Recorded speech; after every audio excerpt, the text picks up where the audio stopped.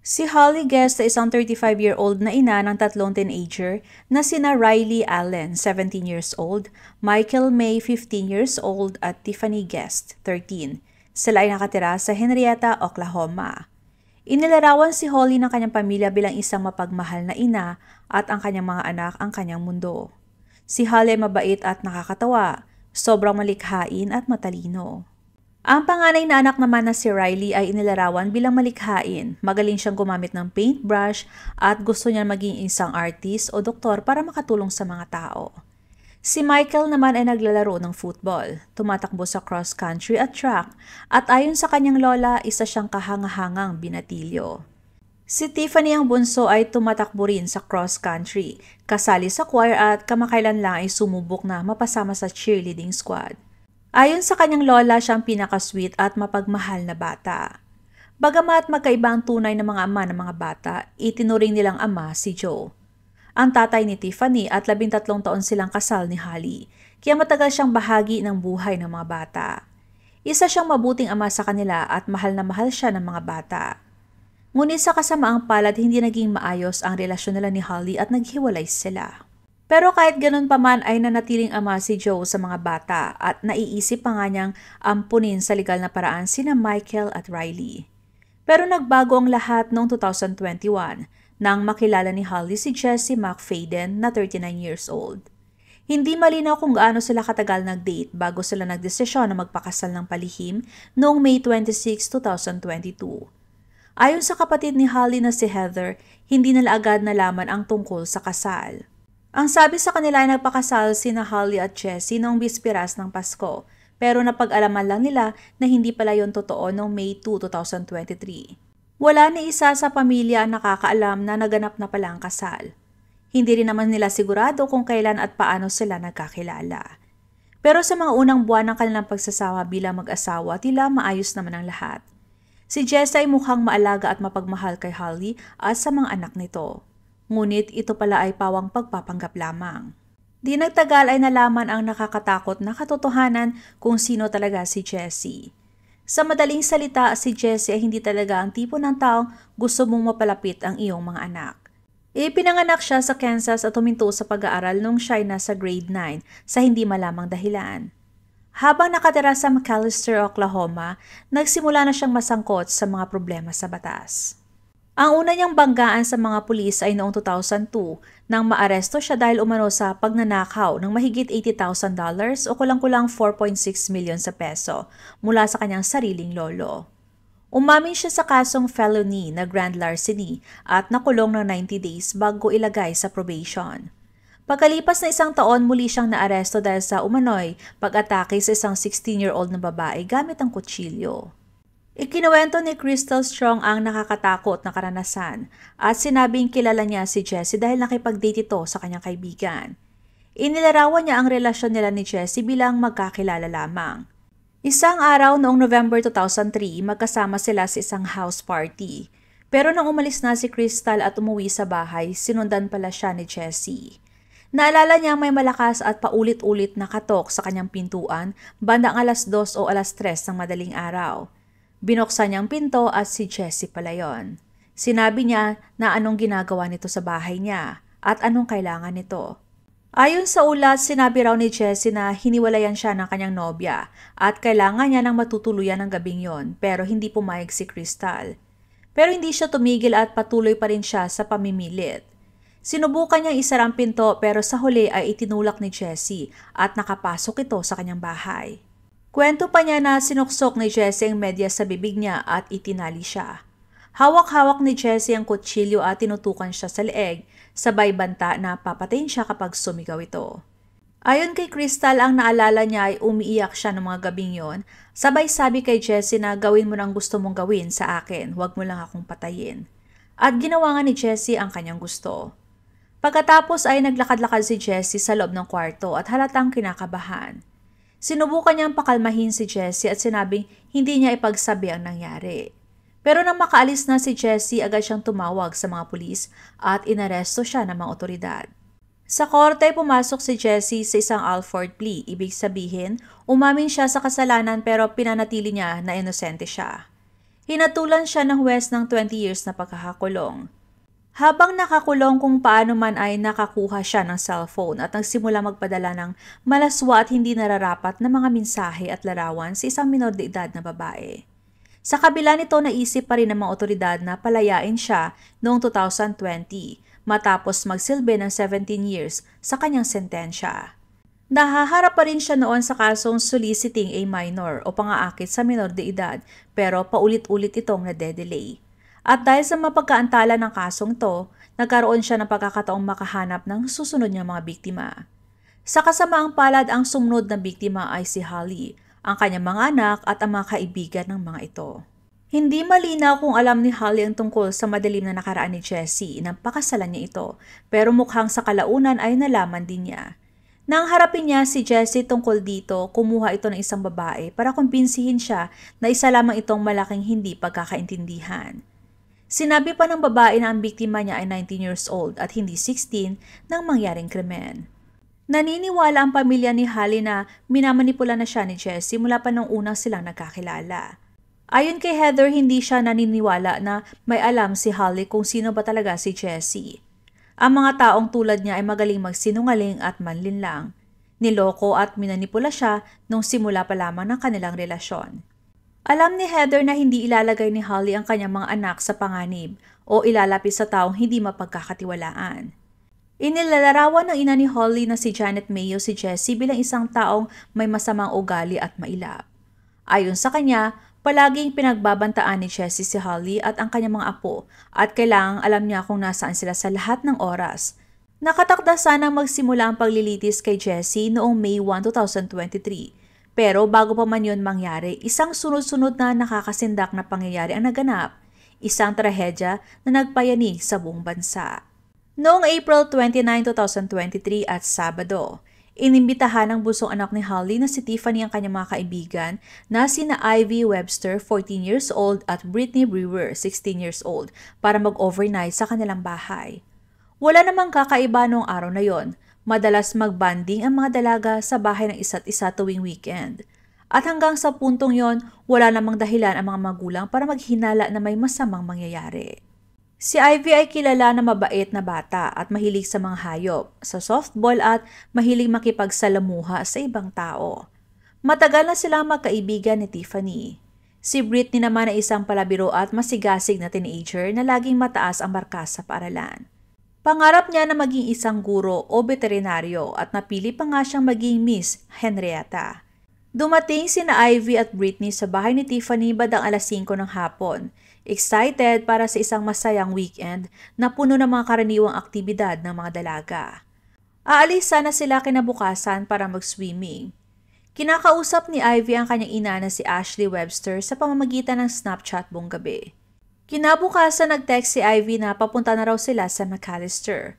Pero bada alas 5 ng hapon tumigil na ang komunikasyon. Maya-maya nakatanggap si Ashley ng kakaibang tawag mula kay Jessie. Sinabi nitong malilate lang daw sila ng uwi. And then I got a call from Jessie around 5 something.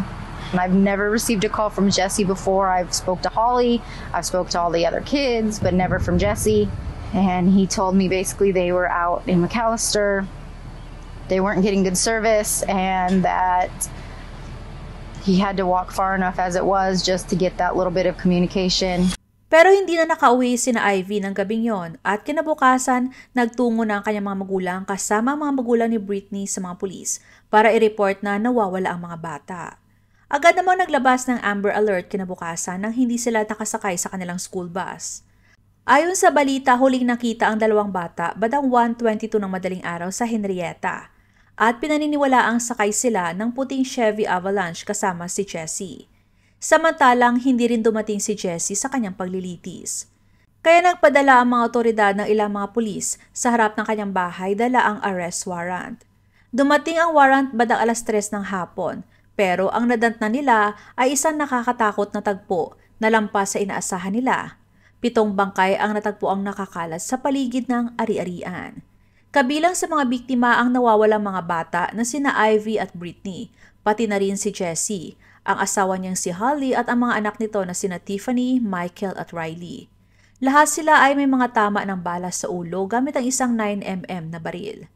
Ang madugong tagpong yon ay walang iniwang duda. Ito ay isang malamig at planadong karahasan. Include Ivy Webster, suffered 1 gun wound to the head. Brittany Brewer suffered 1 gun wound to the head. Riley Allen suffered 1 gun wound to the head. Tiffany Guess suffered 2 gun wounds to the head. Michael Mayo suffered 2 gun wounds to the head. Holly McFadden suffered 3 gun wounds to the head. And Jesse McFadden appears to have shot himself in the head. Ang mga bangkay ay natagpuan na magkakahiwalay sa dalawang direksyon sa malawak na lupain. Sina Ivy, Brittany ay Riley ay natagpuan halos kalahating milya ang layo mula sa bahay, habang ang 4 na iba pa ay natagpuan sa loob ng masukal na kagubatan. Ang nakakatindig balahibong layo ng pagitan ng mga bangkay ay tila nagpapahiwatig ng mas madilim pang pangyayari. Yumanig sa buong komunidad ang balita tungkol sa karumaldumal na mga pagpatay. Marami ang nahirapang intindihin kung paano ito nangyari. Lalong naturog ang damdamin ng mga magulang ni na Ivy at Brittany nang malaman nila ang tungkol sa kriminal na nakaraan ni Jesse. Kahit hindi pa malinaw ang dahilan ng mga pagpatay, may nakuha ang mga pulis na ebidensyang naglilinaw kung bakit ito posibleng nangyari. Dapat sana ihaharap sa korte si Jesse nang matagpuan ang mga bangkay. At naniniwala ang mga pulis na ginawa niya ang malupit na krimeng yon para maitago ang kanyang sikreto at hindi malaman ng kanyang pamilya ang nakakasuklam na katotohanan tungkol sa kanya. Si Caitlin Bob ang dalagitang nagrereklamo na pinapadalhan ng malaswang mensahe ng minor de edad pa lamang siya ay nakatanggap ng nakakilabot na mga mensahe mula kay Jesse nung gabi bago ang paglilitis. Ikinuwento niya na habang naghahanda siya para sa kanilang paghaharap sa korte sa Oklahoma, nakita niya ang isang Facebook message request mula kay Jesse bandang 8:00 ng gabi. Sa mga mensaheng yon, tila sinisisi siya ni Jesse dahil hindi niya binawi ang reklamo at nagrereklamo ito na nasira ang kanyang buhay dahil sa kanya. Ayon kay Jesse, ginawa ko ang lahat ng ipinangako ko pagkatapos kong makalaya, nagkaroon ako ng trabaho sa marketing, kumita ng malaki at umasenso. 2 taon na ako rito at nabuo ko ng maayos ang buhay na ipinangako ko sa iyo. Ngayon, wala na ang lahat. Sinabi ko sa iyo na hindi na ako babalik. Kasalanan mo ito dahil itinuloy mo pa rin. Mula sa mga mensahe ni Jesse, makikitang desperado na siya. We were told that some bodies were in a row and some other bodies were scattered on the property. I just want to know if my girlfriend, I want to know if she tried to run. Ayaw nang bumalik ni Jesse sa kulungan kaya sinubukan niyang manipulahin si Caitlin para bawiin ang kaso. Sa una ay nakala ni Caitlin na baka sinisisi lang siya ni Jesse sa personal na bagay, gaya ng pagkawala ng trabaho o iba pa. Pero malinaw din sa mensahe na nilabag ni Jesse ang kondisyon ng kanyang piyansa dahil ipinababawas sa kanya na makipag-ugnayan kay Caitlin. Ayaw nang makisali ni Caitlin kaya hindi na lang niya sinagot ang mensahe. Sa halip ay kinuhanan niya ito ng screenshot at pinadala sa County District Attorney bilang ebidensya at para maingatan. Kinabukasan ay nakatanggap siya ng tawag mula sa prosecutor na may masamang balita. Muli na namang naantala ang paglilitis dahil humingi ng dagdag na oras ang abogado ni Jesse at sinabing may problema raw ang cellphone nito. Ngunit makalipas lamang ang 30 minutes, muling tumawag ang prosecutor at nagsabing may 2 dalagitang nawawala at si Jesse ay sangkot. Natakot si Caitlin na baka siya ng kasunod kaya agad siya nag-impake at nagrenta ng Airbnb 45 minutes ang layo mula sa kanyang bahay. Labis siyang nabigla nang mabalitaan ang tungkol sa mga pagpatay. Naniniwala si Caitlin na sana ay naiwasan ng lahat ng ito kung nanatili lang si Jesse sa kulungan. Sana ay naiwasan ang pagkamatay ng mga ito at hindi dapat nangyari ang krimen. Ilang araw matapos ang karumaldumal na pagpatay, pinayagan ang mga pamilya ng mga biktima at ang imbestigador ng sheriff na pumasok sa bahay kung saan huling nanatili ang kanilang mga mahal sa buhay. Ngunit laking gulat nila sa kanilang nakita sa loob. Maraming kama ang may nakakabit na kadena at mga panali. It's not done right. No crime scene tape. We are open to any suggestions you all can I'm saying give. this. They didn't do their job, and the whole world's gonna know it. What would this accomplish? I I'm a grieving parent that my daughter got raped and murdered, and you're telling me right now that I don't have a right to know what happened? The story's right here. It's right here. And it's still... Sa kusina ay may tanikala at kandado pang nakakabit sa kitchen island. Punong-puno ng nakakakilabot na gamit ang bahay. May mga laruan, may mga bandage, mga kagamitan para sa pagpigil ng tao, mga bote ng pampadulas at mga libro tungkol sa kulam o witchcraft. Nagkalat din ang kung ano-anong paraphernalia, kabilang ang mga mukhang candy. Nagsagawa ng malawakang pagkalap ng ebidensya ang mga investigador, kabilang ang mga computer, cellphone, maruruming sapin sa kama at iba pang nakakaalarmang gamit. Isa sa mga pamilya ang nakakita sa cellphone ng kanyang anak sa gitna ng iba pang mga device, kasama isang basang cellphone o phone case na may dugo. Malinaw na may malalim na problema si Jessie. Ang kalagayan ng bahay at lahat ng natagpuan sa loob nito ay nagpapakita na may matagal nang nangyayaring kasamaan doon. I've never been contacted about when he was getting out. The last time I heard from anybody was when I was 17, and the DA or whoever it was told me that Jesse was really high on meth, that he's sorry, things happen and I need to learn how to forgive. And I hung up on her and I tried to suppress the memories and move on with my life. I don't have any contact with Canadian Shores or any of that area. And the minute I heard about this morning, I had a gut-wrenching feeling that those babies weren't going to come out of there. Ang lalong ikinagalit ng mga pamilya ng mga biktima ay ang tila kawalan ng seryosong aksyon mula sa mga pulis. May mga mahalagang ebidensyang iniwan at hindi man lang sinilyuhan ang crime scene. Para bang wala silang ginagawa para pagdugtong-dugtungin ang mga pangyayari at alamin ang totoong nangyari. Sa isang emosyonal na panayam, sinabi ng mga magulang ni Ivy na naniniwala sila nagkunwaring si Ivy si Jessie para mag-text sa kanila matapos niya itong patayin. Ayon kay Ashley, ang ina ni Ivy, magka-text pa sila ng anak niya hanggang gabi ng Sabado. Pero kinabukasan nung Linggo, nakatanggap siya ng mensahe na tila may kakaiba. Please support po my second channel na Usaping Krimen. Salitan ang pag-upload ko sa kada channel, kaya kung gusto nyo na makapanood ng crime story araw-araw, maaari lamang po na i-check ang bawat channel para sa mga panibagong videos. Maraming salamat!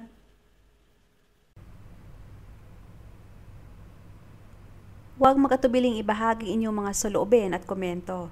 And please huwag kalimutang mag-like and subscribe sa aking channel kung hindi mo pa nagagawa. Magkita-kita tayo ulit sa aking susunod na video. Maraming salamat!